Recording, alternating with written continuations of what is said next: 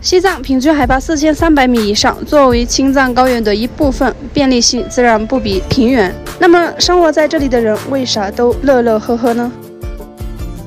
美丽的西藏城市日喀则意为土地最好的庄园，土地富饶就适合种粮。在年储河的孕育下，日喀则每年都有西藏最高的粮食产量，让我们每顿饭都能多吃一些。这里不仅有世界第一高峰珠穆朗玛，也有西藏最多的7000多米以上的高峰。作为西藏文化的代表城市，历史上也曾风起云涌。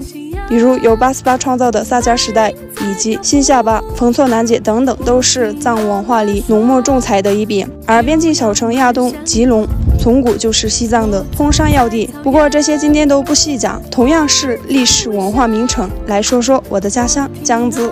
江孜是日喀则的下辖县城，古今都是通往亚东的必经之路，所以自然也是商业重镇。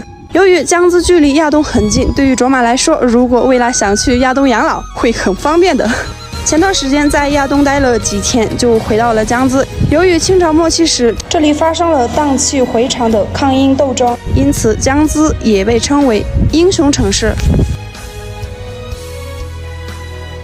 同样是日喀则，通过卓玛镜头下的江孜和亚东，大家发现了什么不同吗 ？Hello， 人间公告3个周密，亲爱的家人朋友们，大家好，我是你们的好朋友做跟讲卓玛，感谢大家的支持。我的目标呢，就是走遍全国。今天呢，我又来到了我的家乡江孜县。那么大家敢相信我后面的这个就是我们江孜县里面的一个村庄？大家敢相信这个是一个村庄吗？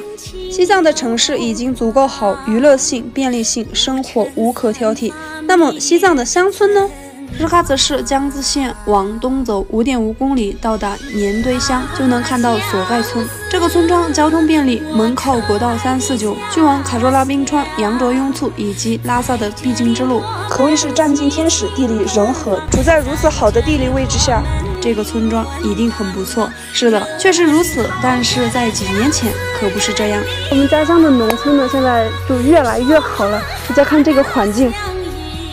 索盖村海拔4100米左右。回到之前的问题，咱们现在可以公布答案。江孜和亚东的区别就是海拔，海拔越高，植被和空气越稀，紫外线越强，体力消耗越大。海拔从低到高，途中公路也是翻山越岭，行路难，就是意味着进来的资源也难。索盖村虽然地理位置佳，但几年前没有现在好，房子不算大，都是泥土路，坑坑洼洼，一下雨就滑，面朝黄土背朝天，卫生状态也不佳。来到江孜县，无人知道它默默无闻的好村庄，现在终于顶呱呱。咱们进入索盖村的大门口，能看到上海原件的字样。现在我们家乡江孜县的农村公路也通到了家家户户的门口。江孜县索盖村的变化并非是卓玛凭空想象，走进村里，咱们就能看到旧村庄的照片，身处现在的新村庄，对比感非常的强烈。通过镜头，各位朋友能看到西藏的自然环境有多艰苦，同时也能看到人为改变的乡村和居住环境，基础设施齐全，感官上干净整齐。卓玛觉得乡村振兴就是咱们国家拉近各地差距的一种努力。城市越来越好，但是乡镇依然有很多人一碗水端平，让咱们这部分人也感觉到家乡更好，让孙后代别再吃苦。这里呢有我们各种各样的书籍，提高村民的文化知识。江孜县索盖村是西藏万千村庄中的一个，随着现代化的进程，这里的人精神面貌越来越好。我是一个舞蹈师，也是我们这边有一些活动呀，那个就是一周的时候都是只在这里练舞。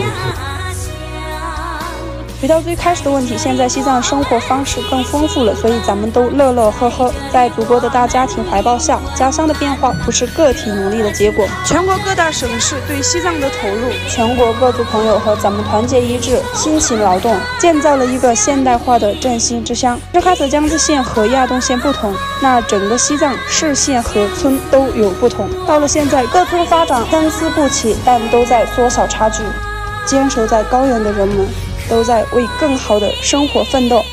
西藏每天都在变化，明天肯定比今天要好，就像今年比70年前更好一样。